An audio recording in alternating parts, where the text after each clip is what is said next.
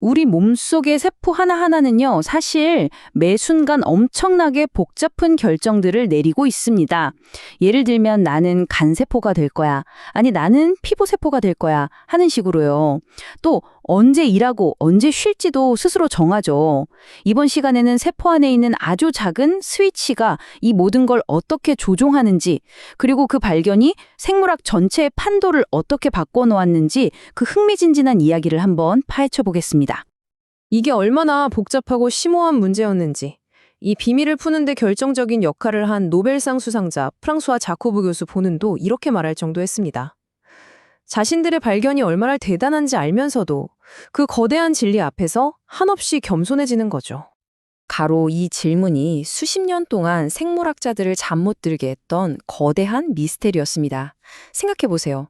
모든 정보가 담긴 완벽한 설계도 한 권이 있는데 어떻게 세포는 자기가 만들어야 할 간에 대한 부분만 딱 펼치고 피부에 대한 부분은 덮어둘 수 있는 걸까요? 모든 위대한 발견은 바로 이런 질문에서 시작됐습니다. 자, 그럼 가장 기본적인 개념부터 한번 짚고 넘어가 볼게요. 우리 생명의 모든 정보가 담겨 있는 근본적인 청사진, 바로 DNA에 대한 이야기입니다.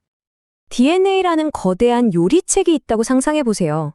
유전자는 그 책 안에 있는 하나하나의 레시피라고 할 수 있습니다. 어떤 레시피는 간을 만들고 또 다른 레시피는 눈동자를 만드는 거죠. 각자 맡은 역할이 아주 명확하게 정해져 있습니다. 정말 놀랍지 않나요? 생명의 모든 복잡한 정보가 고작 A, C, G, T 이 4개의 글자로 쓰여 있다는 게 말이죠. 시스템은 이 글자들을 3개씩 묶어서 하나의 단어처럼 읽어냅니다. 그리고 이 단어들이 쭉 이어져서 하나의 문장이 완성되면 그게 바로 우리 몸을 구성하는 단백질이라는 결과물이 되는 겁니다. 자, 지금까지는 DNA라는 정적인 청사진에 대해 이야기했는데요. 그럼 세포는 이 청사진을 실제로 어떻게 읽고 또 어떻게 사용하는 걸까요? 이제 그 역동적인 과정 속으로 들어가 보겠습니다. 이런 비유를 들면 쉬울 것 같아요. 회사에 아주 중요한 기밀 설계도 원본을 공장에 막 들고 다닐 수는 없잖아요. 잘못하면 훼손되거나 잃어버릴 수도 있으니까요. 보통은 복사본을 만들어서 전달하죠. 세포도 똑같습니다. 너무나 소중한 DNA 원본은 핵이라는 안전은 금고에 보관해야 했어요. 바로 이 문제를 해결하기 위해 등장한 게 바로 메신저라는 분자입니다. DNA의 특정 레시피만 살짝 복사한 임시 사본이죠. 여기서 핵심은 이게 임시 사본이라는 거예요. 자기 임무를 다 하고 나면 금방 분해돼서 사라져 보입니다. 딱 한 번 쓰고 버리는 포스트잇 같다거나 할까요? 자, 그런데 여기서 아주 중요한 질문이 생깁니다. 메신저가 금방 사라진다면 단백질을 계속 만들려면 유전자가 항상 켜져 있어야 하는 거 아닐까요? 그럼 도대체 세포는 어떻게 유전자를 끄는 걸까요? 생산을 시작하는 법은 알았는데 멈추는 법을 모르는 공장이라니 생각만 해도 끔찍하죠. 이 질문이 바로 1965년 노벨상 발견의 시작점이었습니다. 그리고 마침내 과학자들은 그 수수께끼를 풀어냈습니다. 바로 새로운 종류의 유전자를 발견한 건데요. 이 유전자는 뭔가를 직접 만드는 게 아니라 다른 유전자들이 일하도록 지시하고 관리하는, 말하자면 감독관 역할을 하는 유전자였습니다. 네, 그러니까 우리 유전자에는 두 가지 종류가 있었던 겁니다. 하나는 실제로 단백질을 만드는 작업자 역할을 하는 구조 유전자고요. 다른 하나는 이 작업자들에게 이제 일 시작해 또는 이제 그만 쉬어 라고 명령을 내리는 감독관 역할의 작동 유전자입니다. 자, 여기가 이번 이야기의 하이라이트입니다. 이 스위치가 작동하는 방식이 정말 기가 막히거든요. 놀랍게도 유전자의 기본 상태는 항상 off, 즉 꺼져 있는 상태입니다. 1번처럼 정지 신호가 2번의 작동 유전자를 딱 막고 있어서 3번처럼 유전자를 아예 읽을 수가 없죠. 그러다가 4번처럼 외부에서 특정 신호가 도착하면요, 이 신호가 5번처럼 정지 신호를 방해해서 무력화시켜버립니다.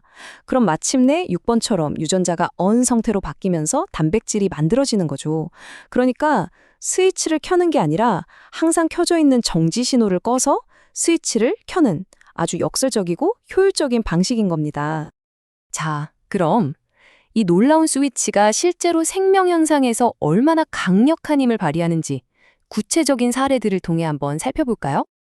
박테리오파지라는 바이러스가 아주 좋은 예시입니다. 이 바이러스의 유전자 스위치가 꺼져 있을 때, 즉 정지 신호가 켜져 있을 땐 숙주세포 안에서 아주 얌전히 숨어 지냅니다. 하지만 어떤 자극 때문에 이 정지 신호가 딱 끊기는 순간 잠자던 바이러스의 유전자 스위치가 켜지면서 미친 듯이 증식하고 결국 숙주세포를 파괴해버리죠. 물론 이건 바이러스에만 해당하는 이야기가 아닙니다. 우리 세포가 에너지를 절약하는 아주 현명한 방법이기도 하거든요. 예를 들어 특정 종류의 당을 분해하는 효소는요, 그 당이 주변에 있을 때만 만들어집니다. 굳이 필요 없을 땐 만들지 않음으로써 에너지를 아끼는 거죠. 이것이야말로 생명이 터득한 궁극의 효율성이라고 할 수 있겠죠. 이제 잠시 한 걸음 뒤로 물러나서 이 유전자 스위치의 발견이 과학 전체에 얼마나 거대한 의미를 가지는지 그 큰 그림을 한번 조망해 보겠습니다. 이 숫자를 한번 보세요. 수십만 개. 이게 뭘 의미할까요? 우리 눈에는 보이지도 않는 아주 작은 세포 하나에 방금 설명드린 그런 정교한 유전자 스위치 회로가 무려 수십만 개나 들어있다는 뜻입니다.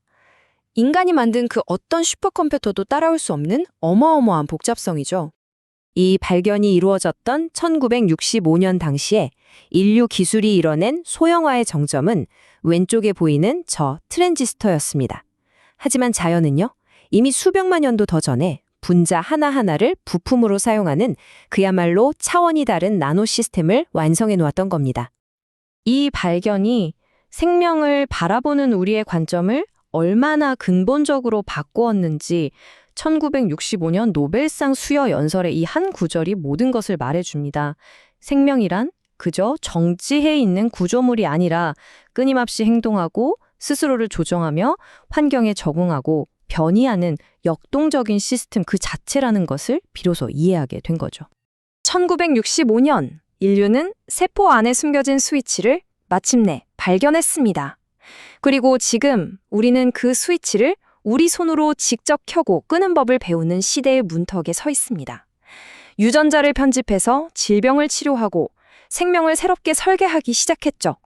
이 위대한 발견이 앞으로 우리를 어떤 미래로 이끌게 될까요? 생각할수록 정말 흥미진진하지 않나요?